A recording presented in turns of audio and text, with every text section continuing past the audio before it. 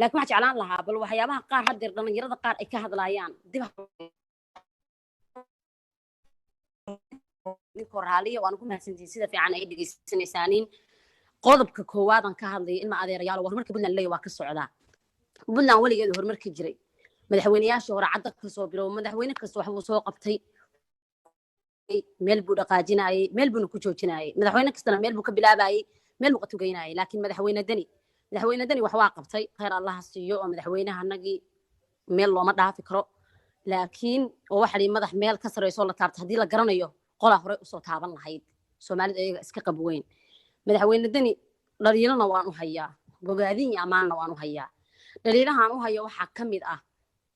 oo dhalinyarada Puntland qaar dhaliil ay leeyihiin baa jirta qudheedo dhaliilahan u hayo aniga koow waxa kamid ah dadka waxaan ku jiraa namadii nolol aan taageersanayn waxyaabaha wadaan oo propagandadaan in Puntland lagu khalkhaliyana aan taageersanayn laakiin arinta gado inuu ka hadlo xaq buu u leeyahay madaxweyne Soomaaliyeed markii madaxweyne dani inuu halka u hanqal taago iyadoo Puntland waxa ka jira waliba xilliga uu hadlaayo waxyaabaha Puntland ka jira caqabadaha markii la fiiriyo ay marmarka qaarkood nooba furnay inaanu ka hadalno gado nin dastuur buu leeyahay dastuurkiisu ku shaqeeya Soomaali oo baahan amniyaadka magaalooyin badan wax tabanayaan dadkaagi oo magaalooyin ka maqan yihiin oo qaarkood isku cuqdadaysan yihiin magaalo ninkii lahaa uu u tashaday ka hadalkeed shuqul kuma lihin anagu iyo inaanu dad garab ku siino hadda tusaale ahaan soolba anaga naga maqan waa sida la sheego anigu sool dadka aaminsan ma yihiin inay maqan tahay laakiin dhalinyarada reer Puntland marka la fadhiisatay waxay leeyihiin sool waa naga maqan tahay madaxweynayaasha ku dhaliilaaneen soolba anigu saa u dhex tagay Puntland ayadoo gaas ka talnaayo waxaan fiiriyay bal hal meel oo wiil reer Soomaaliland uu ka taliyo runta markaan ka hadalno shaatiga hal la wada xirto dib ma lahan laakiin sool taliyaha kan maxkamadda haysta kan garsoorka dhan ka wada shaqeeya iga raali hal su'aal midibdiin kara idinku raaliya hal mar aan dhamaysto qurxi waa weydiinaysaa anigu shacab baan ahay aragti dhiibanaya qofkii su'aal raba saadiq iyo ha ku boodo nin faadmo maalta laakiin anigu shacab baan aragti baan dhiibanaya marka sool markaad tagtid habarta kabarka fadhido qaadka gadanaysa iyo ninka iskale hal qof oo dursaara kuma jiro waa wiil awoowahayo dhubahanta runta aan ka hadalno aan caadi u bayaanina bahasha marka wareysato wuxuu ku leeyahay arwaajo qaaya aan maxaad soo iga saaray aniga Puntland waa jooga Somaliland waa jooga sax aragtidiisa asaga xoog u ah meesha lagu galaya laakiin waxa la dhahaa markii la dhahayo qofku uu dhahayo dhulba iga maqan dhul waxa la dhahaa wuxuu ka maqan markii dadkaaga lagu habsado wiil Somaliland intuu hub soo qaato markuu dhoo sool baan ka talnaya oo taliye ciidan looga dhigo oo meel kastana laga qabsado taliyihii iyo gudoomiyihii iyo duqi degmada oo kale iyo maxaan ku dhahaayay qolihii maxkamadaha waxaan taliska booliska hadii haysan lahaayeen niman SNMta qolada la baxday hadii haysan lahaayeen maanta waa qeylin lahayn reer Puntland hadana waxa dhii lahayn madaxweynaha hadhaco dhalinyaradu qudheed waa hurda qeylaan bilaabi lahayn laakiin wiil yar oo adeerka iyo gorowan ila jooga lascaanood asoo ka soo jeedo degan in adeer oo markuu shaahisa cabayaan shaahisa kama xaaran tiniminayaan meeshu raba shaahisa ka cabaan dadka fikradda aaminsan baan kamid ahaa sababtaas sool intii lagu soo bedelo laguma habsana in adeerkood baa bixiyay xaabsadu ahaa nimankii saxiixay xaabsada waa nin dhalad iga xiga aniga laascaanood aragti igama duwan gorow aanu ka talin karaa oo ka hadli karaa yani masiirkeedu waxba uu iga furan yahay oo tuulada ayrtaa baan ka soo jeedaa laakiin laascaanood aanu kama soo jeedo wiilashii ka soo jeedaa gorow jooga markii si loo fiiriyo waxyaabaha ugu badan oo lagu marmarsiyado waxa kamid ah madaxweyne kasta waa ku dhaartaa soo inuu soo cilnaayo war madaxweynuhu muxuu ku dhaaranayaa oo faroola dagaal qaaday jabkii ku soo dhacay waa ogeydeen sababta ciidamadii Puntland ka baxay oo awoowayaashii dhubahanta ahaa ayaga baa shaati kala soo xirto yiri maanaga rabtaan xabada marnayna horey nooga dhifataan marna gadaan nooga dhifataani dagaalku waa nooga bixin furinta markii ma adeerayaalow magaalooyinka kale amnigooda aynu ka hadalno sool iyo sanaag raggoodii baa haysta kana taliya gorowa markuu taliska ciidanka haysto wiil Ciise Maxamuud ma dhihi karo waa la haysta waan lagu soo duulay runta aan ka hadalno laascaanood dadkeedii baa u taliya laakiin waxa loo baahan yahay aqliyan iyo maskaxiyan baa loo dagaalamay qaab siyaasadeed baa loogu soo duulay waxba injooyir yar loo keenay waa lagu qaatay soo maaha waxa u baahanahay oo kaliya in dhalinyarada reer laascaanood la mideeyo dad haliyeeyo ah oo daraawiish ah oo Soomaaliya markii la sheego meel cad ka taagnaabay ahaayeen ilaahay amarkan xilligan u keenay ma garanayo nin walba haliyay ahaa maalin buu liitaabay oo jaba watan iyo tulamida sababta boqortooyooyin Soomaaliya waa caan ka ahaa maanta dadkoodiba aysan jirinin marka ilma adeerayaalow dhalinyarada reer laascaano goroweyna la joogaanin nairobi hadda aan joogay joogaanin magaalo kasta joogaanin dadka okay abuday marka aan hadlo saadiq Saalax Maxamuud ku jira wuu dhageysanaya marka dhalinyarada reer sool ee aqoon-yahamada ah adduunka dadka reer Puntland markii reer bari la dhaho baa la yiri reer laascaano dadka ugu lacagta badan bay ku jiraan sababta ganacsiga kooda mashquulsan yihiin way dhisan karaan xitaa goboladoodii way xoreysan karaan wax walba ay samaysan karaan afarta wiil oo qabqablayaashan la socda SNM way iska saari karaan laakiin maxaa loo saarayaa waxaan anigu indhahayga wallahi soo saaray laascaanood guri aan ku degay oo qaarkood aan family la ahaa nin kamid ah inuu Puntland agaasimo ka ahaa ninna laascaanood ka ahaa agaasime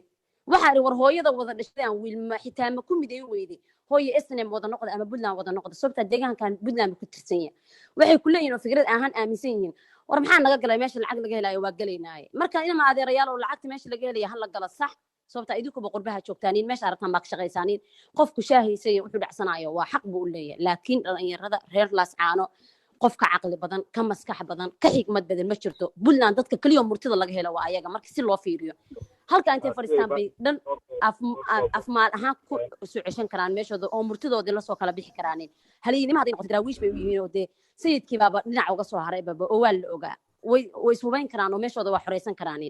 si haday noqoto caqli iyo maskax Puntland dadka ugu caqliga maskaxda badan weeyaan afkaartooda la midayn kara laakiin waxaan naga maqan annagu waxaan isku qaadnaa dani muxuu laascaanood soo xoreyn waa kii kooriye muxuu soo xoreyn waa dani xaq uma laha laascaanood inuu xoreeyo dani qardhaha ka hadla qardhu ka soo jeedaan ma yahay Puntland wuu wadistimay laakiin magaalada markii lagu soo duulo buu dhihi karaa magaaladayda baa la iga haystaa nin shaatigayga uu shaqaysan yahay baa laakiin Axmed Garaasho xaq u lahaa baariba Puntland inuu ka shaqaysto ilma adeerkiisna xaqa ay ku noolaadaan marka yaan horta sool mar dambe lagu soo celin sool fadlan ma maqna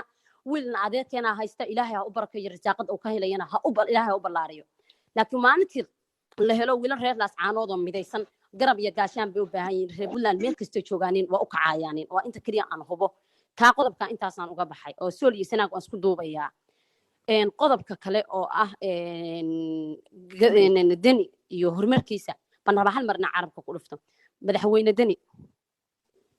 horumar ballaaran buu Puntland ka sameeyay laakiin cabrin badan baa jira anugu hada saxaafada Puntland baa kamid ahaan jiray qadaadka la iskaga taagan yahay runta markii laga hadlo malaha marmar baa waxaan isdhahaa warheeda dad cabursanaa oo show si loo xayuubinayay baa jaga helayo madaxay dadka dhowga istaagayaan waa la isguraaya aragtida Puntland xilligaas xilli ay ka waadaxsaneed ma jirin halka adoo fadhiya gaas inta u tagtid ab iyo sintii farac oo caaysa wallahi mus aragti kugu darsanay sababta markuu ku soo falceliyo iyo dhalinyaradiisa waxa dhahaysaa adeeriga aamus idinka xilkayga qabsaday oo imaamulaaye gaas xilligiisa Puntland xilli ay ka xoriyad badneed ma jirin Puntland hadda dhalinyaradii saxafiyiinta dhalinyaradii kale dhulkay jiraan amniga Puntland baa dhib badan ka jirta oo magaalada hadalka soo kan hadlaayo waa soo koobaya inaan ugu dheeraaday okay waa soo noqday adeerayaal oo dhalinyarada reer Puntland hal bar aan isku duubnaano aragtiyada qaar fikradaha saliimka dadka soo gudbinayo kale intaan oo garaysataaniin bal wuxuun horta teeda kale gudi sax intay samaysataaniin hadda xaqan dadkooda isku duuban yihiin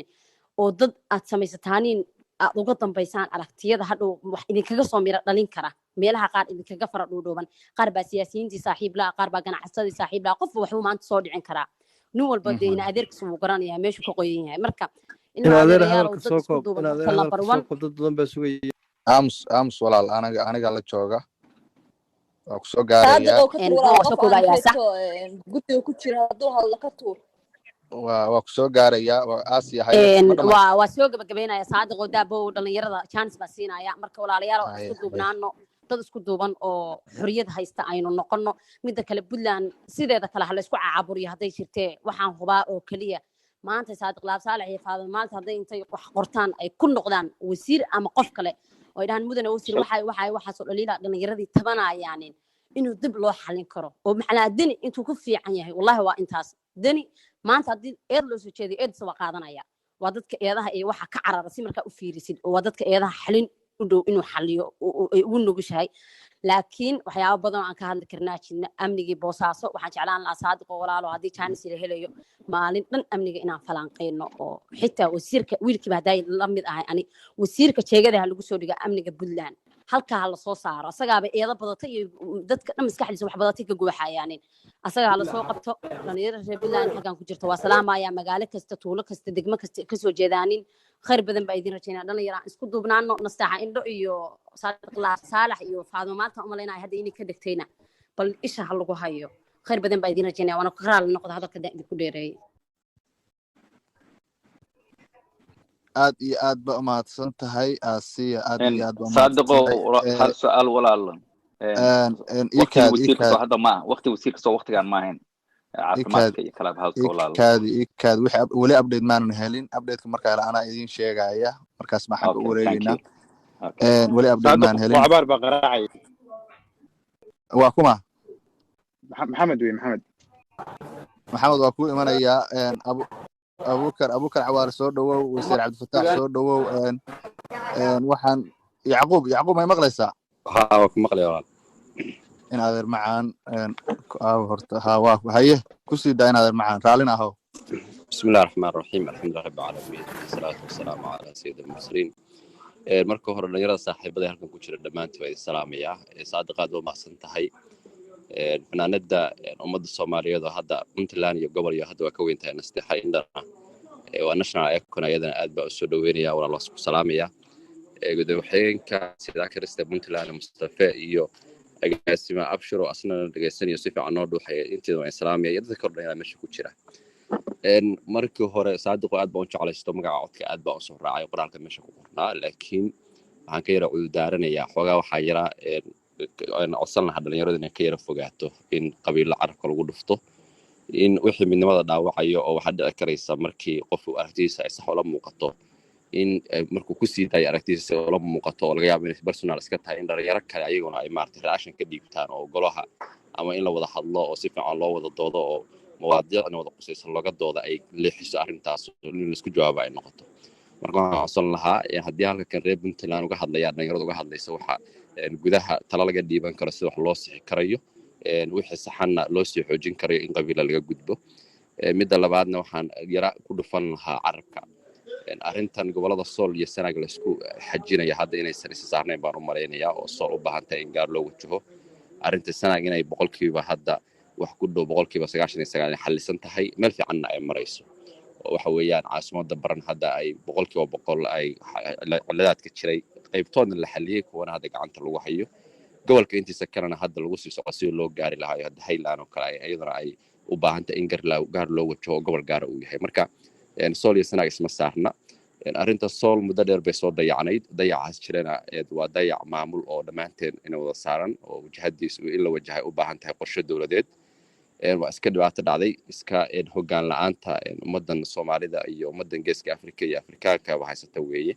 dadku inaysan lahayn ama dadka maamulka loo dhiimo ama dadka hoggaanka qabtaahay inaysan awliyaad kala lahayn oo priorities iskaga dhex khaldan yihiin ama in mararka qaybtooda aysan dadka damqin waxa dadka guduhu ay jeclaan lahaayeen xaqiiqatan anigu dhulka aad baan ku socdaa hadda Sool waxaan u mareynayaa 3 jeer baan tagay sanadkan 2020 gudihiis deegaano kamid ah dadka reer Sool wadad wanaagsan oo ehel ah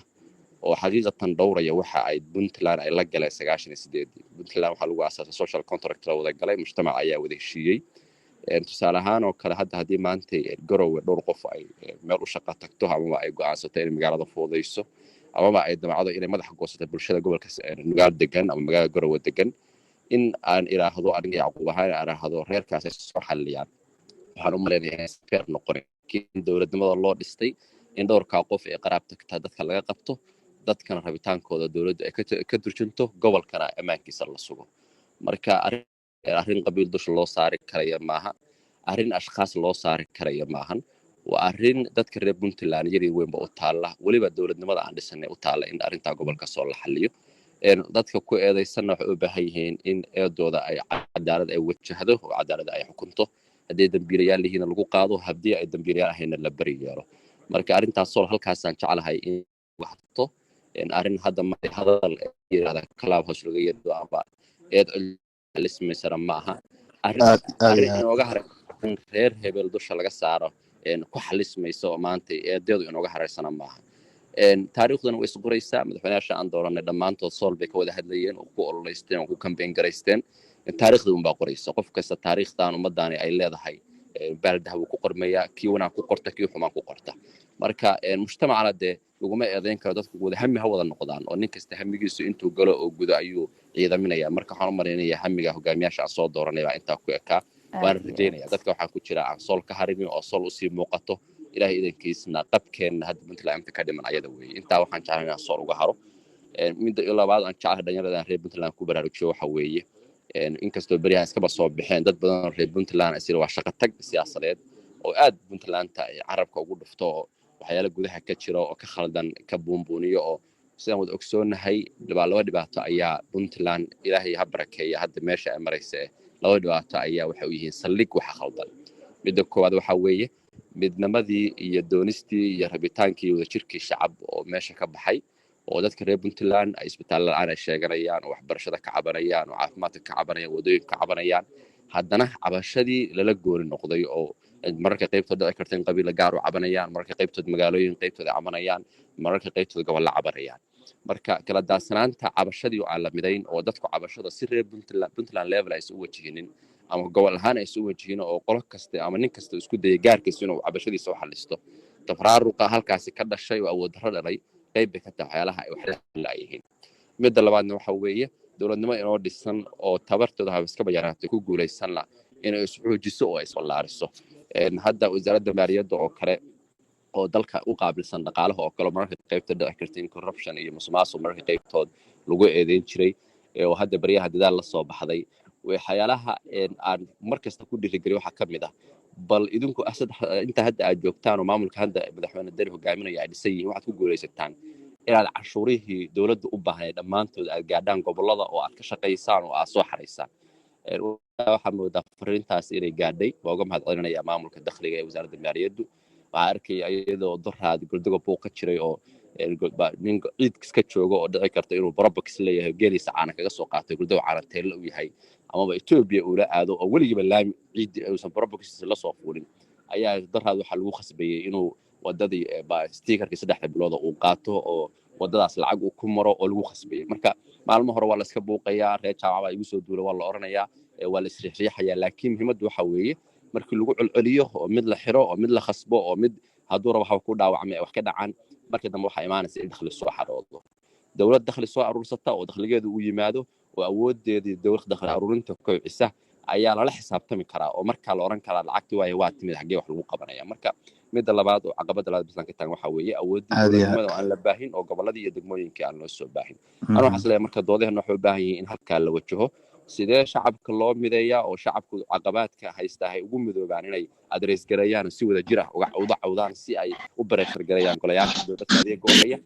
iyo labo sidee dadka dowladda u shaqeynaya loogu khasbaa inay dowladnimada deegaanada oo dhan wada gaarsiiyaan oo awoodda dowladda saldhigyada iyo garsoorka iyo ciidanka ammaanka waxaasoo dhan loo wajaho labadaas qodob waxaan isleeyahay baa doodahan u baahannahay haddii aan ina wax bedelo revolution aan dalbanayna ay yihiin waxaan kala isku fadhi ku dirarka ku filan qabaa'ilka ku filan dadka baa ka oran jiray aan halkan fadhiday aan aqoonta lama dadka kale oo aqoonta u baahnaaba ka dooda marka waxyaalaha halka in loo soo rad uma baahna isleeyahay waxaan ku soo gabagabeynayaa marka arrimaha ammaanka uma baahna in la siyaasadeeyo uma baahna in la isku dhaliilo xilliga kala soo daarata loo baahan yahay ciidamada ammaanka in la garab istaago waayo cadawga boos ku duulay waxa ugu soo duulay waxa weeye inaan qof kasto anaga naga mid aan u xukumanahay mana radayn maayo qof anaga kamid ah oo badbaadinaya ma jirto marka xilligaan kale isku duubni baa lagu wajahaa eeda dib baa loo dhigtaa dhalasha dib baa loo dhigtaa waxa la yiraahdaa markii reer nabadu lama tarin waayo markii cadawga la jabiyo oo ammaan gacanta lagu dhigo oo dhulka la xaqiijiyo markaa ka bacdi baa la eedeyn karaa oo la maxkamadayn karaa aad baa markaa u mahadsantahay aad iyo aad baa u mahadsantahay Yacquub afhayeenka xisbiga ka waxaan rabaa inaan idin sheego report hadda soo gaaray wasiirkii waa diyaar khudbadina waa inoo bilaabanaysaa waa arki kartaan waxa ku qoran xaaladda Puntland iyo xaaladda caafimaad ee Puntland baa ku qoran waa soo gali kartaan qolkaana maaragtay maadaama xaggaas aynu u wareegayno waynu soo xiraynaa laakiin waxaan ku soo xirayaa wasiir Cabdifataax inoo duceey inoona soo xir Cabdifataax السلام عليكم ورحمة الله وبركاته. والسلام يا دمانتين واسي يعقوب بان السلام يا وركي واسي يعقوب هذا مي سيفي عن وناكسن بودري إلهي توفيق ذا نوافقيه وسير كان وحن سوتش دنيا سؤاله لو يدينا يعني نقضان سؤال عن صلى الله بن سؤال أقوم صليسن سؤال عن أبدنين وحيالها هذا ويعقوب كدي هيو دمانتين هذه بان السلام يا إنه سود الوين وسير عن ديلا هذه هي لما أنت حاجة إنه بلن عفية مساف هذه أدو ما تسنتين. السلام عليكم.